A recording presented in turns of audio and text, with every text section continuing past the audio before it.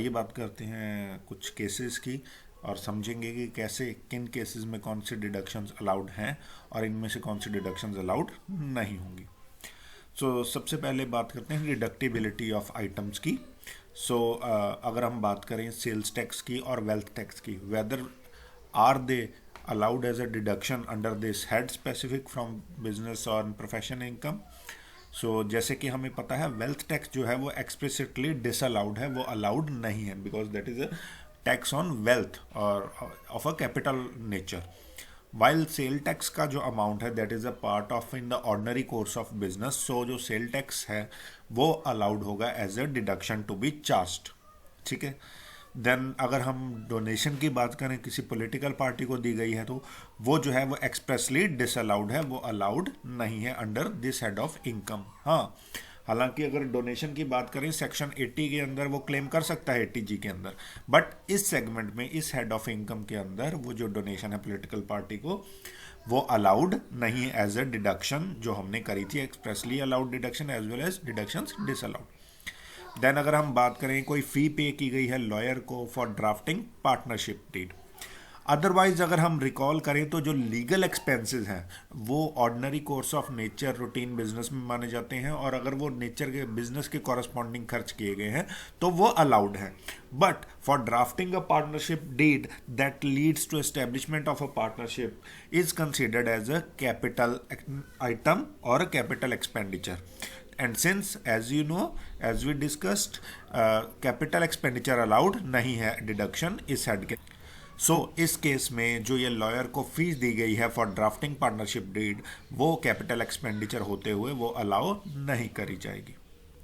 Then अगर हम बात करें loss due to embezzlement by employee, कोई एम्प्लॉय था उसने पैसे की हेरफेर करी और उससे हमें कुछ रेवेन्यू लॉस हो गया, since it accounts to be an ordinary course of business ये चीज़ हुई है, उस केस में इसको अलाउ किया जाएगा being considered as an ordinary transaction in the course of business. Then अगर हम बात करें कस्टम्स अथॉरिटीज़ को कोई पेनल्टी पे करनी पड़ी क्योंकि हमने कोई जो रूल था वो वायलेट किया या कोई प्रोविज़न को फॉलो नहीं किया।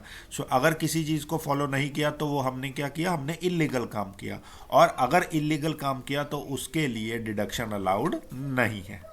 देन अगर हम बात करें कमीशन कोई पे किया गया वाइल बाइंग रॉ मटेरियल और any other item concern, ordinary course of nature में है, रूटीन नेचर में है ट्रांजैक्शन हुई, इसको अलाउ किया जाएगा as a deduction if any commission has been so paid.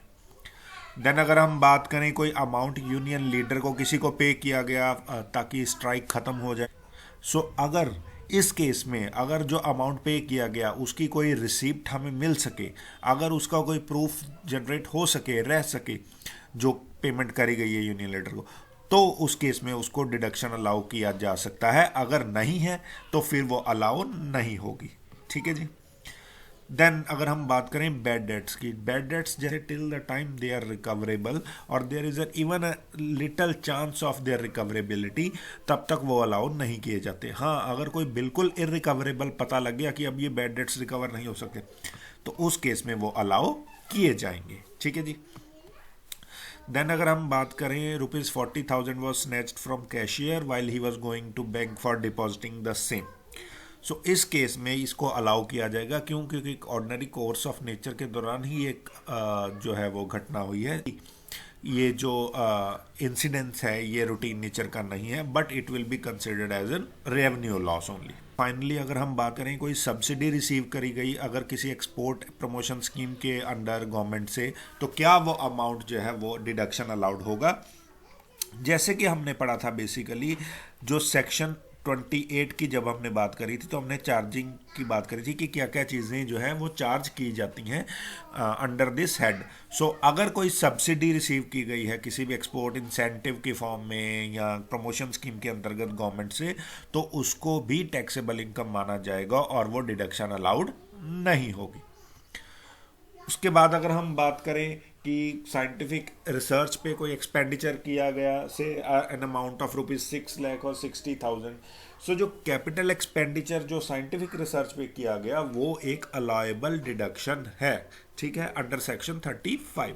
However अगर हमारे पास इतना प्रॉफिट नहीं है कि हम सारे के सारे अमाउंट को जितना खर्च किया गया साइंटिफिक रिसर्च पे, चाहे वो कैपिटल एक्सपेंडिचर ही था, सो उसको कवर कर पाए, तो उस केस में जो रिमेनिंग अमाउंट होगा वो कैरी फॉरवर्ड हो जाएगा अगले साल में एडजस्टमेंट के लिए।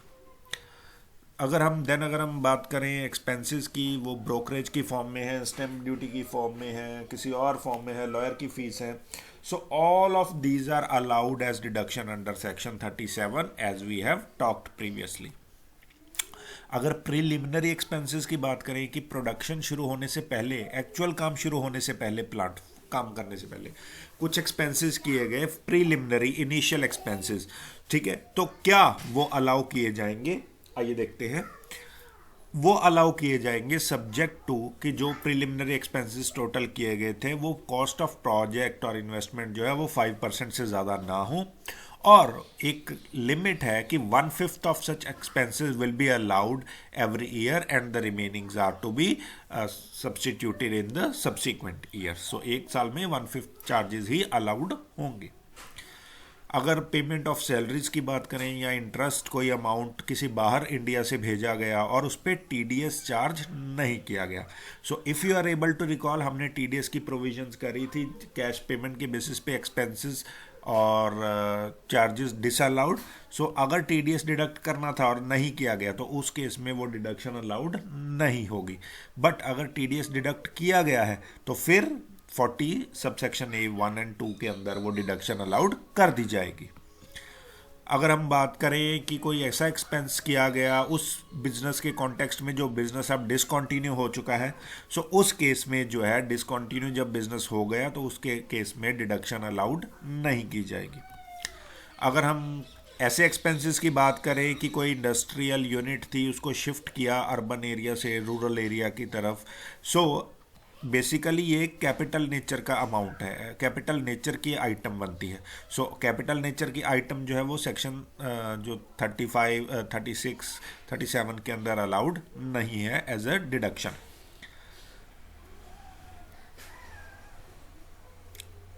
देन अगर हम इनकम टैक्स पेमेंट की बात करें, किसी इंडियन रेजिडेंट ने इनकम टैक्स पे कर दिया on behalf of a non resident person जिसके बिहाफ पे वो उसके टैक्स मैटर हैंडल कर रहा है, सो चाहे वो टैक्स लाइबिलिटी इंडियन पे कर रहा है बट वो अलाउड नहीं होगी, because law does not recognize swapping of tax liability और एनी सच अमाउंट। देन कोई ऐसा एक्सपेंडिचर इंडिया से बाहर किया गया to promote sales of that particular company in India, कि इंडिया से बाहर हमें मार्केट मिले, ऑर्डर्स मिले, चाहे वो सेल्स एक्चुअल में कोई ऑर्डर मिला हो बाद में या ना मिला हो, तो वो जो एक्सपेंसेस हैं वो अलाउ किए जाएंगे।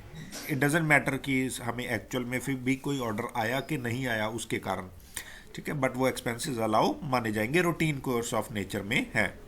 देन अगर हम बात करें कोई प्रोविजन बनाई डाउटफुल डेट्स की, अभी हमने पिछले पॉइंट में बात करी थी bad debts until the time they are recoverable they will not be allowed, but when they become irrecoverable they are allowed.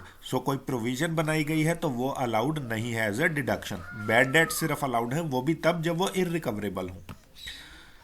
And finally कोई पेमेंट करी गई लॉयर को आईटीआर प्रिपेयर करने के लिए, टैक्स रिटर्न भरने के लिए, या उसकी अगेंस्ट कोई सूट हमने प्रोसीडिंग कर दी है, इनकम टैक्स डिपार्टमेंट के साथ कोई केस चल रहा है टैक्स असेसमेंट के रिगार्डिंग ही, और उसमें के रिगार्डिंग उसको कोई पेमेंट करी गई, फीस पे करी गई, तो वो जो है वो सारी की सारी अलाउड मानी जाएगी एज अ बिजनेस एक्सपेंस।